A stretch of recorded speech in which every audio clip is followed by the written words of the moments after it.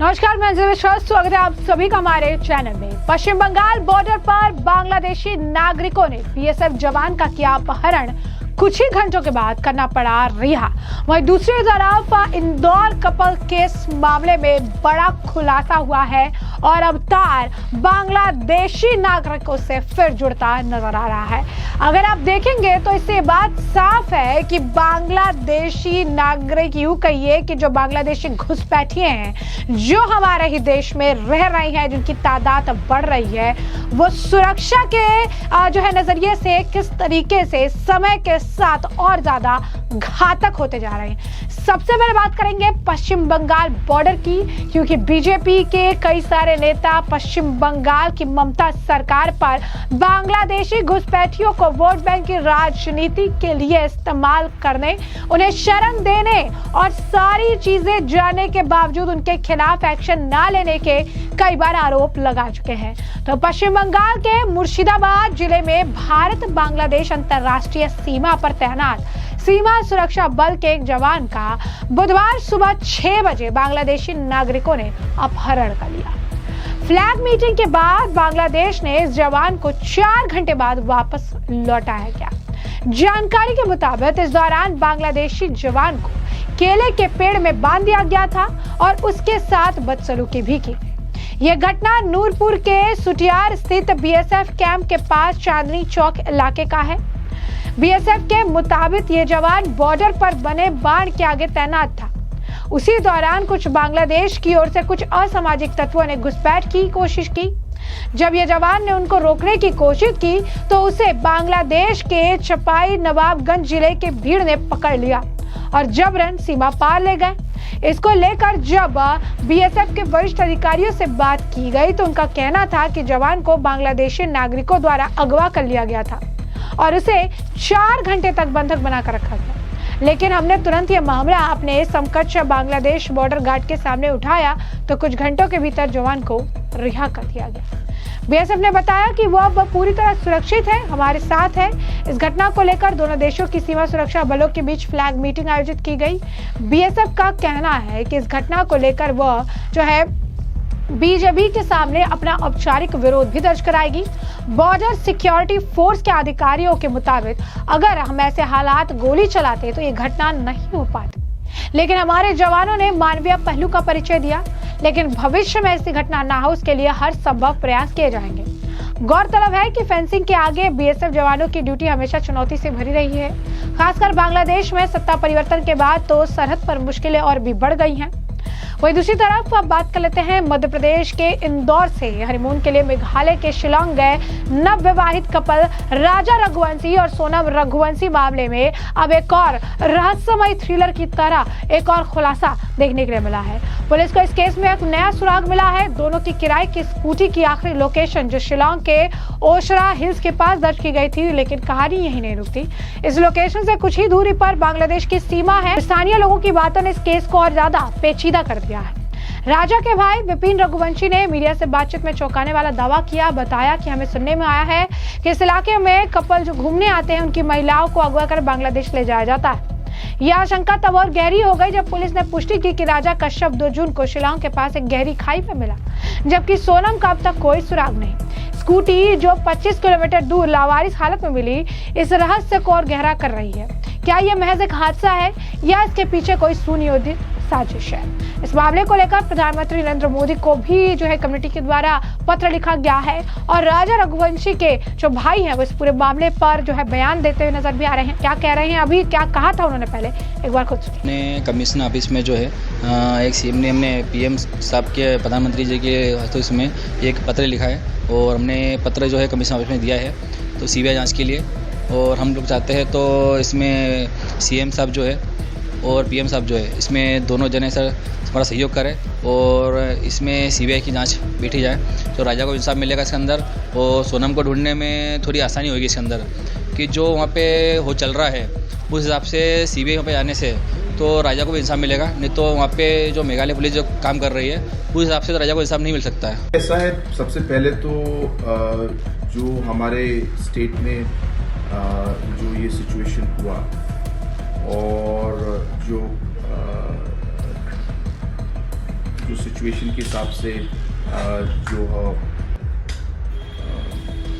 एक आदमी की हत्या हुई और एक अभी मिसिंग है, ये हमारे लिए एक बहुत ही अनफॉर्चुनेट एक इंसिडेंट है और बहुत दुख की भी बात है। मेघालय में ऐसा सिचुएशन और ऐसा इंसिडेंट हमने पहले नहीं देखा और ये हमारे लिए भी एक नई चीज़ है। और इसलिए मैंने पहले भी कहा कि मेघालय में हाँ पहले छोटे छोटे कुछ इश्यूज होते थे, ऐसे बात नहीं है। पूरे देश में अलग अलग जगहों में छोटे छोटे प्रॉब्लम्स आते रहते हैं, लेकिन बाय एंड लार्ज मेघालय में टूरिज्म और टूरिस्ट के प्रति जो लोगों का जो एक तरीके से एक रिस्पेक्ट रहा है, एक तरीके से एक प्यार रहा है, ये सब चीज़ों में मेघालय सबसे आगे थी और इसके लिए लोग मेघालय आते भी थे। लेकिन ये भी इंसिडेंट जो हुआ ये बहुत अनफॉर्चुनेट है। मैं सबसे पहले तो अपना कंडोलेंसेस मैं फैमिली मेम्बर्स को देना चाहता हूँ और सबसे इम्पॉर्टेंट है मैं फैमिली मेम्बर्स को बताना चाहता हूँ कि हमारे स्टेट की तरफ से, हमारे पुलिस फोर्स की तरफ से, इन्वेस्टिगेशन एजेंट्स की तरफ से ये हमारे लिए एक बहुत ही इम्पोर्टेंट केस है और जो यहाँ पे कदम उठाने पड़ेंगे हम कदम उठाएंगे। जो हमें इन्वेस्टिगेशन करना होगा हम पूरा इन्वेस्टिगेशन करेंगे ताकि हम इस इशू के जड़ तक पहुंचे और ये किन लोगों ने ये पर्टिकुलर ये ऐसा इंसिडेंट जो है किया है, इन्हें हम लोग पकड़े। ये सब चीज़ों में हम लोग अपना पूरा दम लगाएंगे और मैं फैमिली मेम्बर्स को ये मैं पूरा विश्वास दिलाना चाहता हूँ। हमारी स्टेट गवर्नमेंट और पुलिस फोर्स हर लेवल पे काम कर रही है।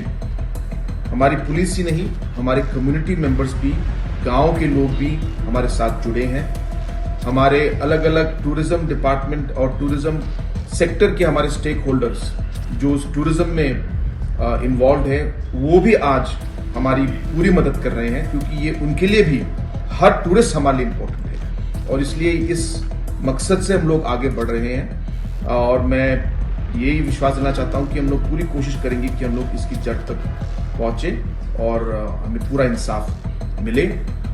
जो आपने कहा कि अलग अलग जो हमारे टेक्नोलॉजीज, जो हमारे सीसीटीवीज हैं, कहीं कहीं सीसीटीवीज आप जानते हैं वो कम्युनिटी बेस्ड होते हैं, कहीं कहीं कम्युनिटी या सीसीटीवीज जो हैं वो जो लोकल जो उस लोकेशन को रन करते हैं वो उनके हाथ में होते हैं। तो पूरे हमारे 100% स्टेट के कंट्रोल में नहीं है। जहाँ जहाँ स्टेट के कंट्रोल में जो सीसीटीवीज हैं उस पर हम लोग पूरा ध्यान देंगे और पूरा जो है जहाँ जहाँ उसको इम्प्रूव करना है उसको हम लोग इम्प्रूव करेंगे और जहाँ एडिशनल लगाने हैं हम सिक्योरिटी बढ़ाने के लिए हम वो एडिशनल भी हम सीसीटीवीज भी लगाएंगे और कदम भी उठाएंगे उस लाइन में। और अलग टेक्नोलॉजीज का भी हम लोग प्रयोग करेंगे ताकि हम लोग फ्यूचर में हम ओवरऑल सेफ्टी और सिक्योरिटी जो है हमारे टूरिस्ट का, पब्लिक इन जनरल का हम लोग बढ़ा सके। आज शिलोंग में जिस तरीके से हम लोगों ने अलग अलग जगहों में हम लोगों ने सीसीटीवी डाले हैं, इसी तरह हम लोग पूरे स्टेट में हम लोग का प्लान है कि हम लोग इसे बढ़ाए और अलग अलग कनेक्शंस देके, जैसे कहा कि एक सेंट्रलाइज्ड जगह में इसका फीड लेकर हम लोग पूरा एक सेंट्रलाइज्ड सिस्टम हम लोगों ने बनाया है। अभी हमें सिर्फ कैमरास को डाल के जोड़ना है। जैसे आपने कहा कि हर कैमरा को हम लोग कंट्रोल नहीं करते, कहीं कहीं सरकार के कैमरास हैं, कहीं कहीं प्राइवेट पर्सनल कैमरास और पर्सनल टूर ऑपरेटर्स और होटल रेस्टोरेंट के कैमरास हैं। लेकिन हम कोशिश करेंगे कि उनको भी कहे कि आप अपना जो सीसीटीवी है उसको आप ठीक कीजिए और लाइव फीड उसको डालिए ताकि जब हमें ज़रूरत पड़े हम उसका रिकॉर्ड और उसका जो है इंफॉर्मेशन हम लोग लें। तो जैसे कि आपने उनका बयान सुना, सीबीआई जांच की मांग कर रही है लगातार इस पूरे मामले को लेकर और इस मामले में जल्द से जल्द जो है आप कह सकते हैं कि अपडेट भी होने चाहिए। और दूसरी तरफ मेघालय पुलिस ने इस मामले को गंभीरता से लेते हुए एसआईटी की गठन किया है। पुलिस ने 21 मई को सीसीटीवी फुटेज बरामद किए, इसमें राजा और सोनम एक होटल के रिसेप्शन में दिखाई दिए। इसके अलावा राजा के शव के पास एक महिला की शर्ट, स्मार्ट वॉच और दवाइयों की स्ट्रिप भी मरी थी, लेकिन सोनम का मोबाइल, गहने और अन्य सामान अब तक गायब है। पुलिस का कहना है कि पोस्टमार्टम रिपोर्ट में राजा की हत्या की पुष्टि की गई, जिसमें पेड़ काटने वाले हथियार का इस्तेमाल हुआ है।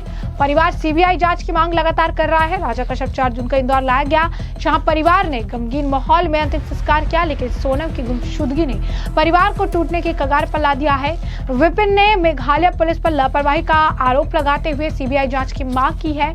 उनका कहना है कि पुलिस ने होटल मैनेजमेंट और स्थानीय गार्ड से ठीक से पूछताछ नहीं की, कुछ तो गड़बड़ है। परिवार को डर है कि सोनम अब भी जिंदा हो सकती है, लेकिन बांग्लादेश बॉर्डर की निकटता ने उनकी चिंता को और ज्यादा बढ़ा दिया है। तो पूरा मामला जो है वो 11 मई 2025 का है, जब इंदौर के साकार नगर निवासी राजा रघुवंशी और कुशवाहा नगर की सोनम की शादी हुई। शादी के 9 दिन बाद 20 मई को कपल हनीमून के लिए शिलोंग रवाना हुआ। 22 मई को मावल खटिया गांव में लिविंग जो है, आपको बता दें कि रूट्स ब्रिज देखने गए। 23 मई को राजा की मां उमा ने उससे आखिरी बात की।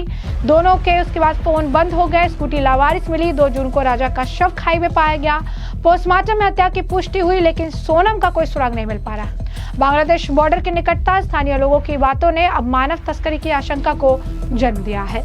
ऐसे में हमने आपको जो पूरा मामला है विस्तार से बताया, तमाम बयान आपने सुने हैं, और इस मामले पर अब आपकी जो राय हो कमेंट सेक्शन में कमेंट करके जरूर से जरूर साझा करिएगा। धन्यवाद।